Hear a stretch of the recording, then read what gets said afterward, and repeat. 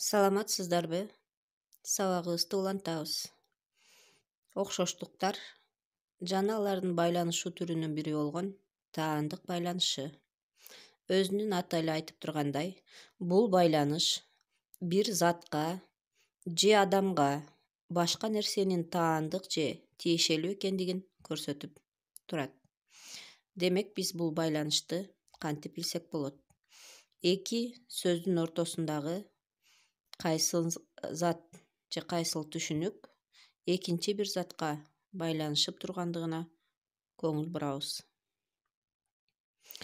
Мисалы, көз алдыңыздарда төмөндөгү сөздөр турат: көшөгө, жарамазан, балаты.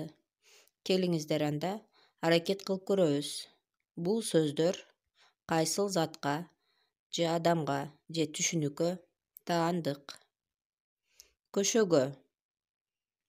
Көшөгөнү айтканда биз көз алдыбызга театрды элестетебиз. Демек, көшөгө театрга таандык. Ал эми жарамазан бул орозо айына таандык. Себеби жарамазан орозо гана айында айтылат. Негизи эле жарамазан деген сөздү айтканда биздин аң сезимибизге орозо айы келет. Балаты. Ооба, туура. Балаты деп айтылганда биз жаңы жыл майрамын элестетебиз же эстейбиз. Демек, көшөгө театрга таандык, жарамазан орозого таандык, ал эми балаты жаңы жыл майрамына таандык болуп эсептелет. Демек, биз бүгүн карай турган таандык байланышы дал ушул сыяктуу сөздөрдүн ортосунда түзүлөт. Кийинки мисалдарга көңүл бурабыз. Мандат, сүмөлөк, бай-чечекей. Мандат кимге таандык? Албетте, депутатка таандык. Ал эми сүмөлөк дегенде биз Нооруз майрамын эске салабыз. Бай-чечекей деп айтылганда эле биз жаз мезгилин эстейбиз. Мынакей, кийинки сөздөрдүн дагы эмнеге таандык же кимге таандык экендигин аныктап алдык.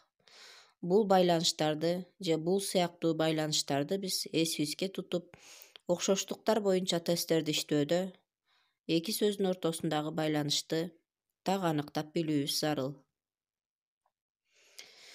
Таандык байланышында айрым учурда кээде берилген түшүнүктөр түздөн түз таандык болбосо дагы символдук мааниге ээ болуп, таандык байланышын түзөт. Мисалы, көңүл буруңуздар, бул жерде 4 сүрөт турат: желек, жүрөк, бармак жана көгүчкөн. Көп учурда биз желекти көргөндө мекенибизди же өлкөнү көз алдыбызга элестетебиз.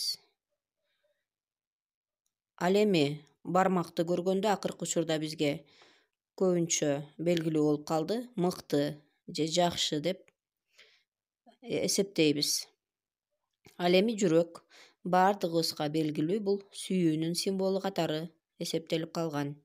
Демек, көгүчкөн бул тынчтыктын символу.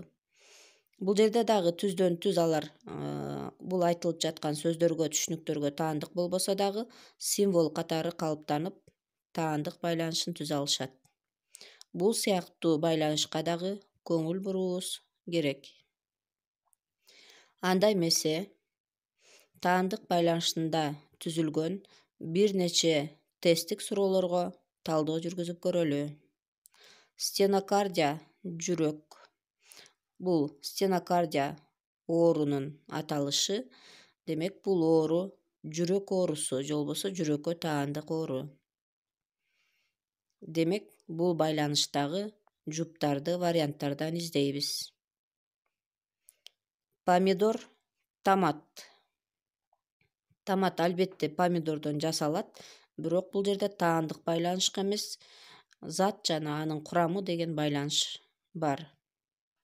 Себеби томаттын курамы бул помидордон турат. Сабиз, көз.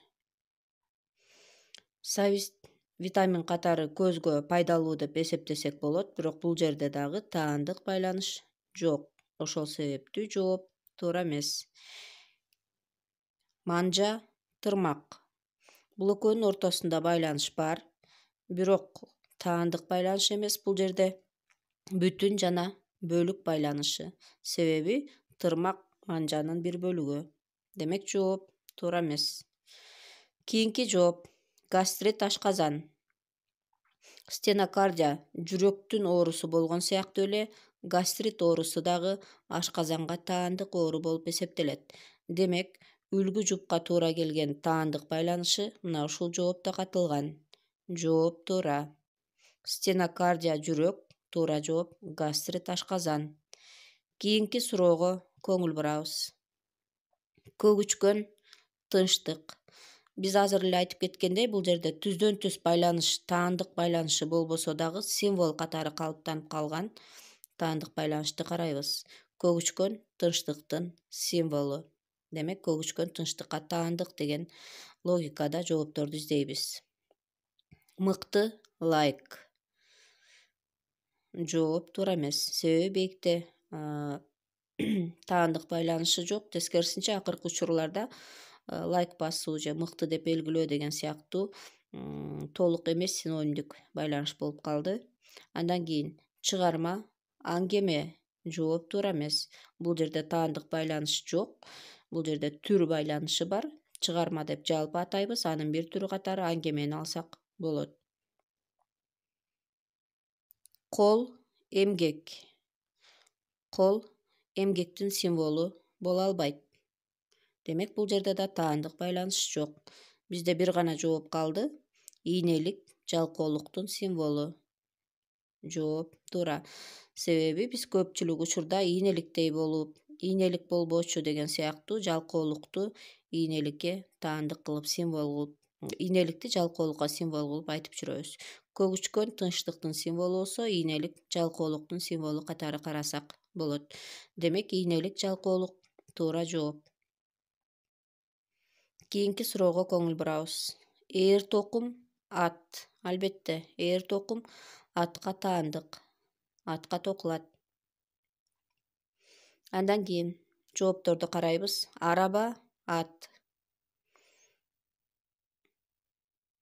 Араба албетте атка чиркелет, бирок ээр токум сыяктуу ал атка таандык буюм эмес.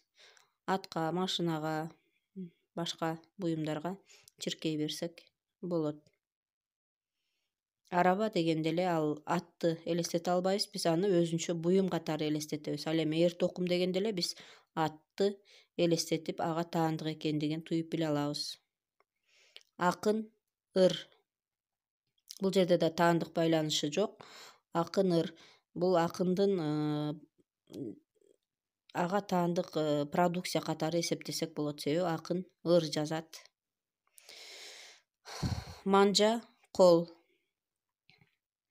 Бул жерде да жанагы манжа, тырмак деген сыяктуу эле бул жерде тескерисинче манжа колдун бир бөлүгү болуп калат, таандык байланыш жок. Манжа колго таандык деп айта албайбыз.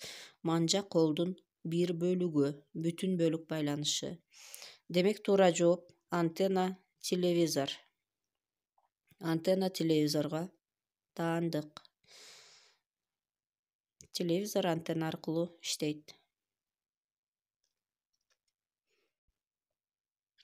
Анда эмесе таандык байланышына бир нече мисалдарга токтоло кетсек.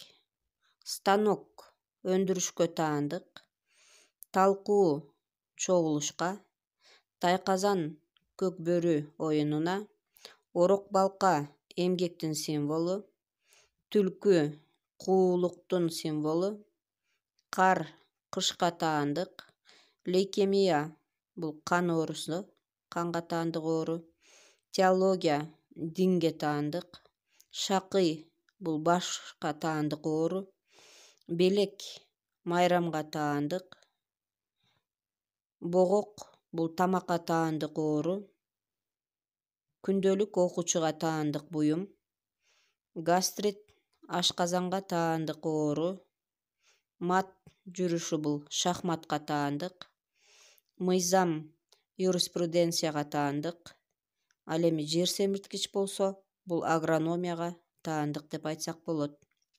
Экватор бул жер шарына таандык. Ал эми микрочип дегенде биз электрониканы эстейбиз, демек электроникага таандык. Мына ошентип таандык байланышында биз азыр бир нече мисалдарды карадык. Таандык байланышында кездешүүчү аналогиялар дал ушул сыяктуу, ушул жуптар сыяктуу кездешет. Биз көңүл бурушубуз керек жуптардын орун тартибине. Мисалы үчүн өндүрүш станок болуп калышы мүмкүн. Демек таандык зат биринчи келди, анан ага таандык түшүнүк келди деп. Ошону менен эле бирге түлкү куулук, жогорок балка эмгек, көгүчкөн тынчтык деген сыяктуу символдук мааниде байланышкан таандык байланышындагы жуптар кездешип калышы мүмкүн. Буларга көңүл бурушубуз керек. Ошону менен эле бирге так даана ажырата билсек, биз туура жоопту тапканда жаңылбайбыз деп ойлойм.